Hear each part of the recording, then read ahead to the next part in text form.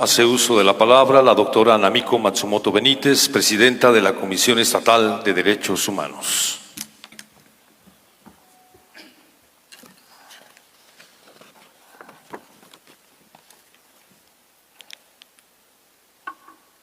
Muchas gracias. Abrazo a cada una de las víctimas presentes y las que están ausentes. Saludo a las autoridades que nos acompañan y de manera particular al gobernador constitucional del Estado de Veracruz. Agradezco la oportunidad de participar en esta disculpa pública en representación del organismo que me honro en presidir. Lo agradezco tanto como lamento la razón que nos motiva a estar aquí el día de hoy. Hoy se atiende una de las medidas de reparación contenida en la recomendación 05/2021 emitida por la Comisión Estatal de Derechos Humanos de Veracruz. Una vez más, me corresponde atestiguar el reconocimiento público que hace la autoridad frente a la omisión de varias de sus obligaciones. Lamentablemente, una vez más también, he atestiguado el dolor de las víctimas que hoy nos acompañan ante la ausencia de sus seres queridos. Esta oportunidad de dirigirme a ustedes me permite señalar uno de los objetivos del que la SED se impone con la emisión de recomendaciones: dar certeza de aquellos hechos alegados por los peticionarios. Al respecto, puede referirse que en diversa jurisprudencia, la Corte Interamericana de los Derechos Humanos ha señalado que la violación al derecho de no sufrir desaparición forzada constituye una de las más graves y crueles. De ahí la importancia de que el Estado tome medidas para evitarla.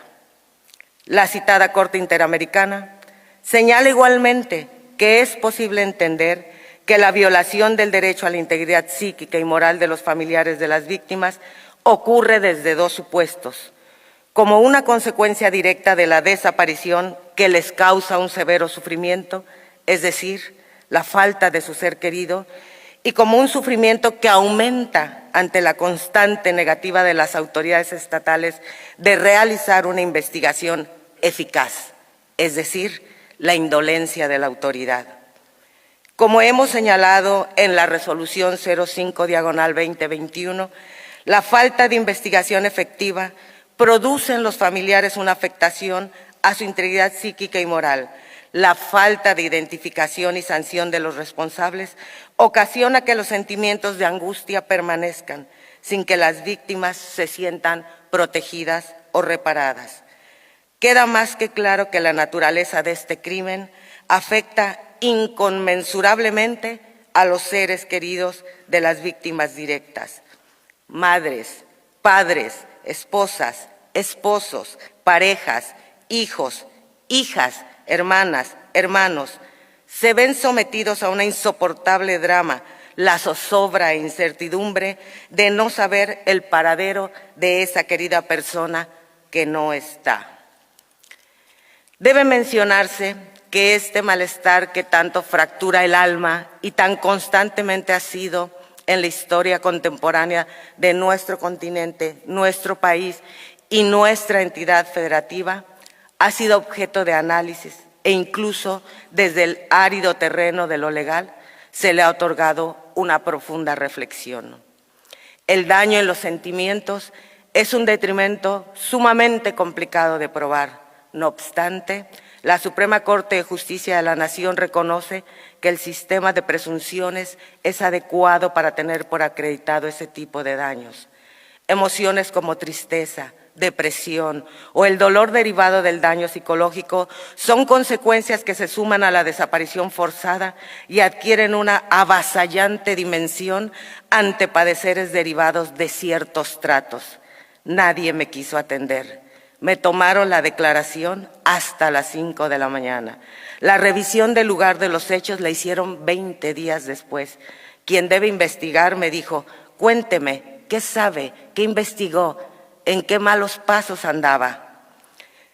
Tenemos la expectativa de que cada día sean menos las personas que al amparo de la carga del servicio público desgarren fatalmente la vida de familias enteras. Tenemos la expectativa de que cada día sean más las autoridades que asuman un cumplimiento puntual, oportuno y empático de sus obligaciones, todo lo cual contribuya a aminorar el interminable dolor de tantas familias. E incluso, siendo irremediablemente parte de ese mismo dolor, aspiramos a que las víctimas conozcan la verdad. Debe recordarse que los obstáculos para conocer la verdad de la suerte de la persona desaparecida constituye una forma de trato cruel e inhumano para los familiares cercanos. Las víctimas que hoy nos acompañan son mujeres y hombres que recurrieron a la Comisión Estatal de Derechos Humanos como un último recurso y con un registro de reiterados maltratos que, a pesar de todo, no les ha quitado la fuerza necesaria para seguir buscando.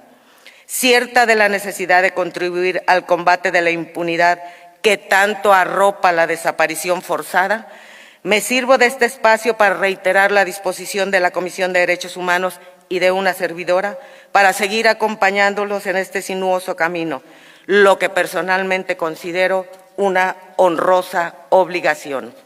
Para quienes trabajamos en este organismo público de derechos humanos, el expediente es nuestra herramienta y debe señalarse, su contenido es nuestra causa. Frente a este escenario, me permitiré parafrasear las reflexiones del juez Antonio Cansado en su voto razonado del caso Bulacio. Comienza la cita. Frente a las agonías de los tragados por la fuerza del destino cruel, el coro de la tragedia griega se manifiesta, llorando su suerte, pero también dejando advertencias y enseñanzas a los sobrevivientes. Sin embargo, no nos quedamos ahí. Hay un punto en el que el derecho sí interviene.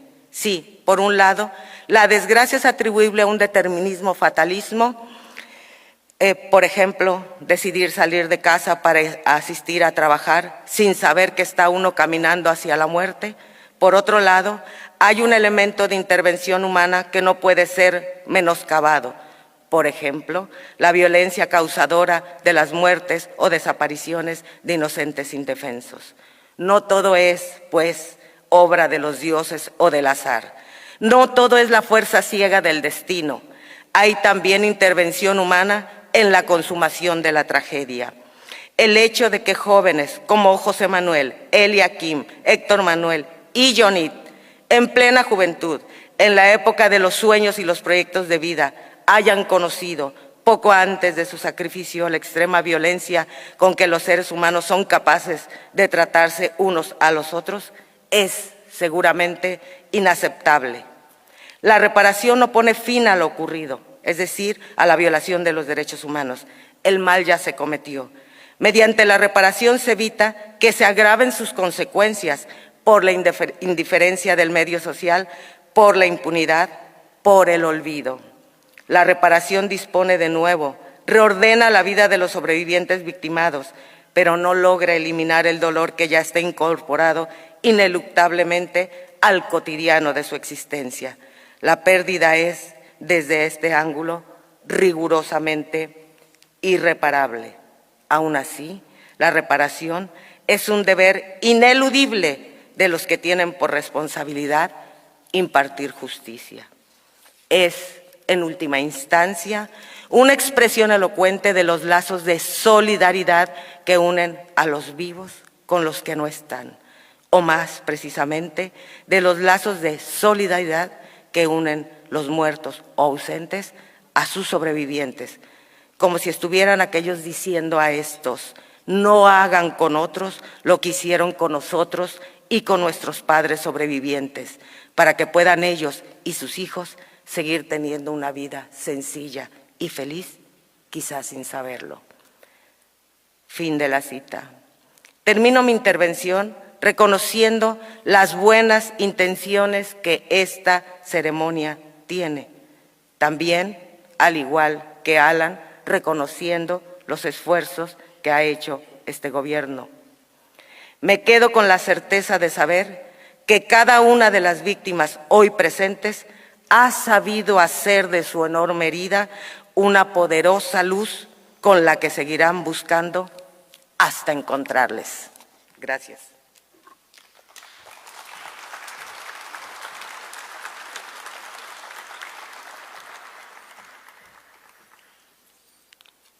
Hemos escuchado las palabras de la doctora Namiko Matsumoto Benítez, presidenta